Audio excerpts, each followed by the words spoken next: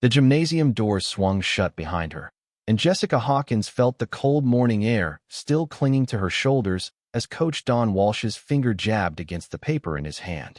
Lieutenant Jessica Hawkins, he read aloud, mockingly, as if the title itself were a joke. Then, in front of 6 young women who'd never seen their coach this cruel, he scrawled one word across the roster in red ink. Cut. He had no idea what she'd survived to get here. He was about to find out. Before I tell you what happened next, tell me in the comments where you're watching from. I love knowing who's listening. Jessica had walked into Northwood University that morning with nothing but a duffel bag, a worn volleyball, and a quiet hope that maybe, just maybe, she could find a piece of the life she'd left behind 8 years ago, before the Navy, before the deployments, before her hands had learned to do things no volleyball coach could ever imagine. She wasn't trying to make a statement. She wasn't trying to prove anything to anyone. She just wanted to play again, to feel her sneakers squeak against hardwood, to feel a team around her instead of a unit, to remember who she was before the world asked so much of her. Coach Walsh didn't see any of that. He saw a 31-year-old walk-on tryout candidate showing up late, hair still damp, with a backpack stamped U.S. Navy slung over one shoulder like she had somewhere more important to be. He saw disruption. He saw a roster he'd spent weeks perfecting, and a stranger threatening to unravel it.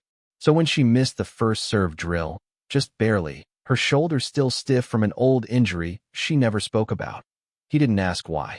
He just decided. The girls behind him went quiet. Real quiet. The kind of stillness that falls over a room when everyone senses something is about to break. Sarah, the team's setter, exchanged a glance with her teammate Mia, both of them sensing the unfairness of it before they could even name it. Jessica had outplayed half the tryout pool. She'd dug balls out of impossible angles, read the court like she'd been born to it. And still, here was Walsh, roster in hand, ink already drying. This isn't about talent, he said, loud enough for the lobby to hear, loud enough for the morning light pouring through the windows to feel suddenly harsh instead of warm. This is about commitment. And you, he jabbed the paper again, don't have it. Jessica didn't raise her voice. She didn't have to.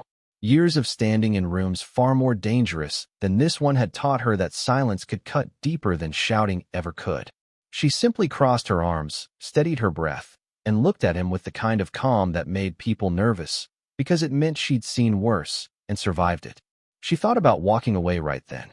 She thought about how easy it would be to let him have this, to let the locker room rumors write her off as just another washed-up tryout who couldn't cut it.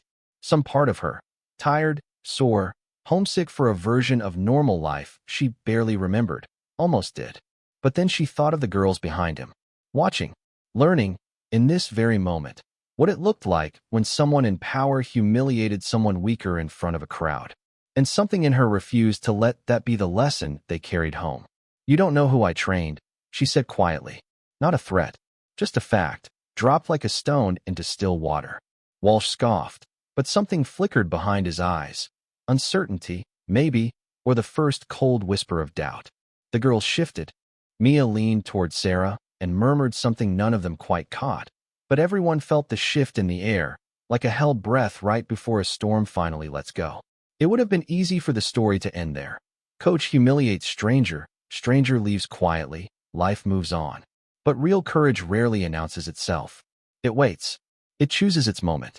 The truth came out 3 weeks later, when Northwood's athletic director, reviewing new hire paperwork for a campus security consultant role, recognized a name buried in a classified commendation list.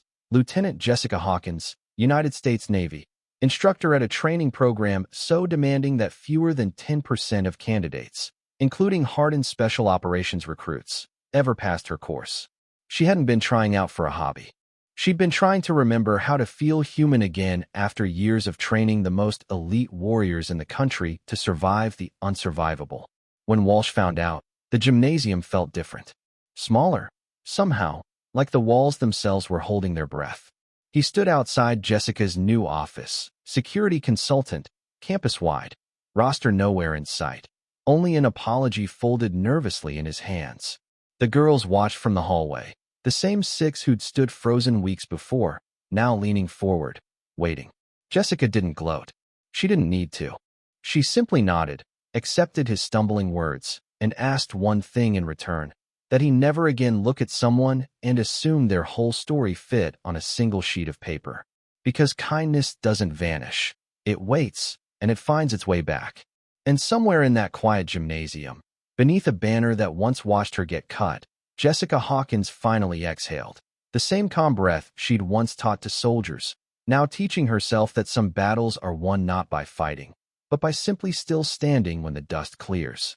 If this story moved you, tell us where in the world you're watching from, hit subscribe, and stay, because the next story might just remind you why second chances always matter.